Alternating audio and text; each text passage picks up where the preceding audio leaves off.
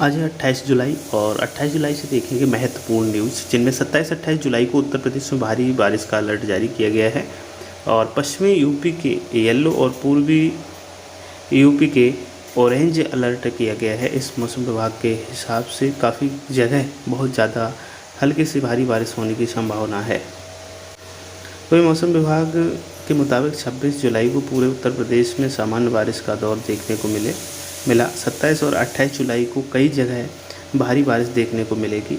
27 जुलाई को yellow alert और पूर्वी यूपी उत्तर प्रदेश को ऑरेंज अलर्ट जारी किया गया है। इसके बाद 28 जुलाई को पश्चिमी में अलर्ट रहेगा, यानी कि इस दिन भारी बारिश होने की संभावना है। इसके बाद एक ये अजीबोगरीब आदेश है, इसको आप देख सकते हैं। अधिकारी हूँ तो चाहे चाहूँ, जो चाहूँ जब चाहूँ ऐसा आदेश दे सकता हूँ। हरदोई में खंड शिक्षा अधिकारी का इंचार्ज प्रधानाध्यापक को इसी प्रकार का एक नोटिस दिया गया। कब तक अधिकारी मजबूर इंचार्ज निभा रहे शिक्षकों पर कोसेंगे अपनी जिम्मेदारी।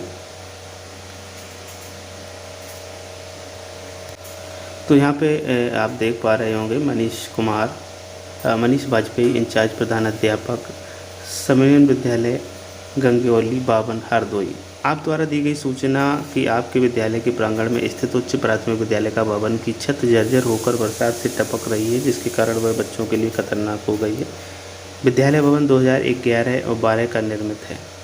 विद्यालय भवन का प्रयोग विद्यालय में कार्यरत प्रधानाध्यापक इंचार्ज प्रधानाध्यापक के द्वारा किया जाता है, जिसके कारण प्रत्येक वर्ष रंगाई पुताई आवश्यकता अनुसार आंशिक मरम्मत कराने की जिम्मेदारी उसकी ही होती है। जिसके लिए पूर्व में विद्यालयों में अनुरक्षण कार्य हेतु धनराशि भेजी जाती है। विगत 4 सत्रों से विद्यालय में कंपोजिट ग्रांट भेजी जा रही है, जिससे विद्यालय में लघु मरम्मत के साथ साथ रंगाई पुताई का कार्य भी कराए जाने के निर्देश कंपोजिट ग्रांट खर्च विवरण में शासन द्वारा दिए गए थे।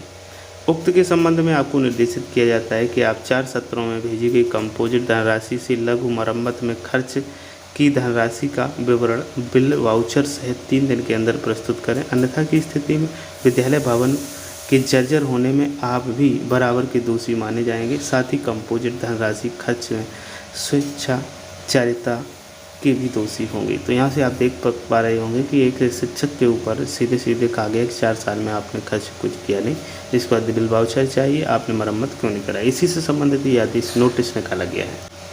मार्च 2023 तक स्कूलों को बनाना होगा निपुण। राज्य संदर्भ समूह यानी कि एसआरजी के सदस्यों को अपने स्कूलों को मार्च 2023 तक निपुण स्कूल बनाना होगा।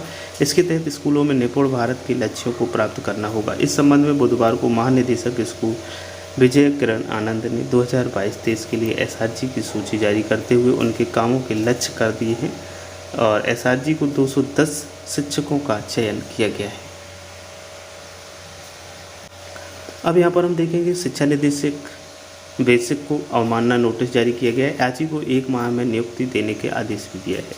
इलाहाबाद हाईकोर्ट ने सर्वेंद्र विक्रम बहादुर सिंह निदेशक शिक्षा निदेशक को अवमानना नोटिस जारी किया है, किंतु उन्हें आदेश का पालन करने के लिए 1 माह का अतिरिक्त समय दिया गया है। कोर्ट ने कहा कि आदेश की अवहेलना करने पर अवमानना का केस बनता है। आदेश का पालन नहीं करने की दशा में कोर्ट बुलाकर आरोप तय करेगी। अंजू सिंह की अवमानना याचिका पर न्यायमूर्ति रोहन रंजन अग्रवाल की पीठ ने सुनवाई की।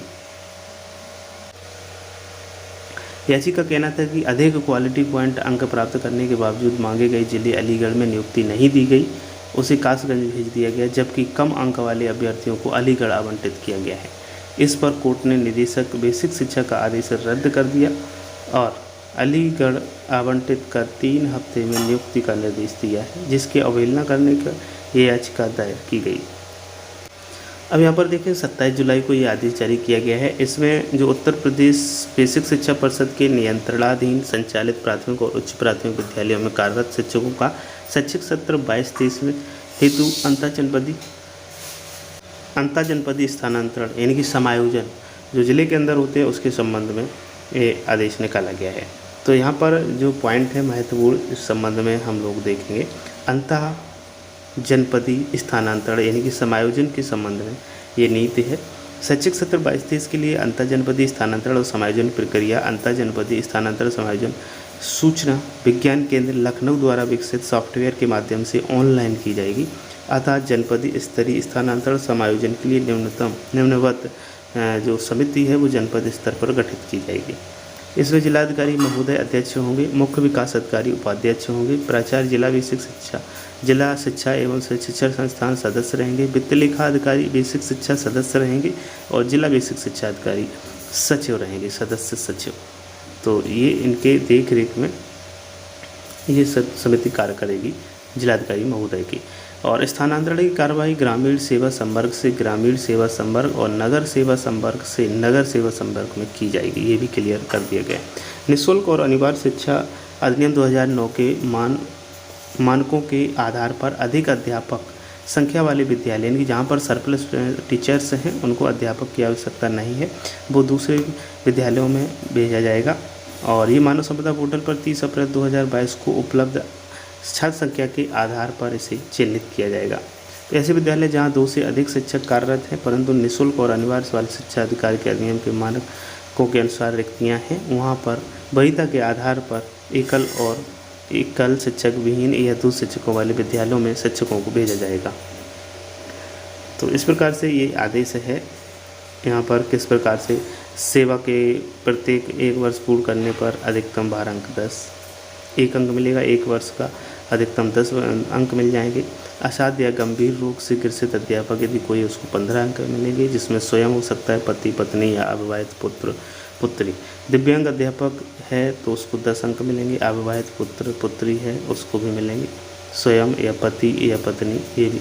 शिक्षक शिक्षिका जिनके पति या पत्नी सरकारी सेवा में हैं तो उनको भी थल सेना में यदि हैं तो उनको 10 अंक का 12 अंक अलग से मिलेगा। एकल अभिभावक पुत्र पुत्रियों का अकेले पालन करने वाले अध्यापक अध्यापिका को 10 और महिला अध्यापक को 5 अंक। राष्ट्रीय पुरस्कार प्राप्त अध्यापक यदि कोई है तो 5 अंक, राज्य पुरस्कार प्राप्त है तो उसको 3 अंक मिलेंगे। तो इस प्रकार से ये सूची बनाई गई तैयार की जाएगी जिसके माध्यम से समायोजन और अंतर जनपदीय समायोजन किए जाएंगे।